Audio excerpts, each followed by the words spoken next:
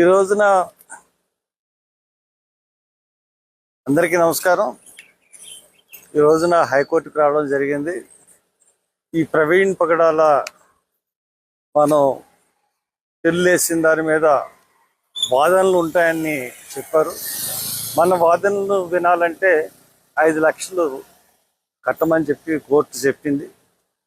దానివల్ల మనం ఇంకొక వారం వాయిదా తీసుకోవడం జరిగింది. ఈ లోపున గవర్నమెంట్ని కూడా తమ వాదనల్ని వినిపించమని చెప్పి వాళ్ళ వాదనలు కూడా వినడానికి కోర్టు సిద్ధపడింది. నెక్స్ట్ టైం మీ వాదనలు కూడా వినడానికి మేము సిద్ధంగా ఉన్నాం, మీ వాదనలు సబ్మిట్ చేయండి అంటే ఇట్ మీన్స్ వాళ్ళు ప్రభుత్వం యొక్క వాదన ఎలా ఉంటుంది అన్నది కూడా మనకి తెలిసే ఆస్కారం ఉంది. నెక్స్ట్ వాయిదా మనం వారం రోజులు 10 రోజుల్లో మరి ఎప్పుడేస్తారో తెలియదు. డెఫినెట్గా ఆ టైం కల్లా మనం 5 లక్షలు కట్టేయడం జరగాలి. ఇంతకుముందులాగా 10 రూపాయలు అని కాకుండాను ఇప్పుడు మనం సంఘం అంతా చర్చిల తరపున చర్చ్ అంతా 1000, 2000, 3000 అలా కట్టండి. ఎందుకంటే ఇప్పటికీ కూడా 1,00,000 రూపాయలు కూడా రాలేదు, ఇంకా అంటే 1/5 వచ్చింది. సో దాట్ ఇది అంటే 10 రూపాయలు అంటే చాలా కష్టంగా ఉంది. నేను ఈజీ అనుకున్నాను కానీ కట్టట్లేదు. అంటే 10 రూపాయలు నా పోగేయడం చాలా కష్టంగా ఉంది. అండ్ ఇంకో విషయం ఏంటంటే ఇది కూడా మనం క్యూఆర్ కోడ్ పెట్టి డబ్బులు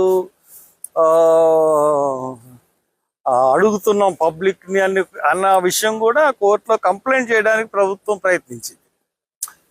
జడ్జి పట్టించుకోలేదు, దేవుళ్ళు వాళ్ళు పంచులు కాబట్టి పట్టించుకోలేదు. ఇంతకుముందు కూడా నేను మీటింగ్ పెట్టినప్పుడు నన్ను ఫోర్జరీ డాక్యుమెంట్స్ చేశానని చెప్పి నాకు మీద పెట్టింది. అంటే ఈ ప్రభుత్వం నా మీద కాన్సన్ట్రేట్ చేసి నన్ను ఏం చేయలేరు. They can't do anything government. ఎందుకంటే నేను న్యాయంగా వెళ్తాను, నీతిగా వెళ్తాను, తప్పుడు పనులు చేయను. వాళ్ళ దగ్గర ఉన్న చెంచాగాడిలాగా ఎవరిని పొగడను. కాబట్టి ఐఎమ్ ఫైటింగ్. ఈ ప్రవీణ్ పగడాల విషయంలో పూర్తిగా నేను అడుగుతున్నది ఒకటే విషయం. మీరు కంప్యూటర్, ల్యాప్టాప్ ఎందుకు పట్టుకెళ్ళారు? ఐప్యాడ్ ఎందుకు తీసుకెళ్లారు? మీరు ఎందుకు అకౌంట్ సీజ్ చేశారు? తర్వాత ఫస్ట్ పోస్ట్ మార్టం రిపోర్ట్లో మద్యం తాగలేదన్నారు. సెకండ్ పోస్ట్ మార్టంకి మద్యం తాగిందని ఎలా సృష్టించారు? I'm asking these questions. You must answer. నాకు చెప్పకపోయినా పోలీస్ డిపార్ట్మెంట్కి చెప్పాలి.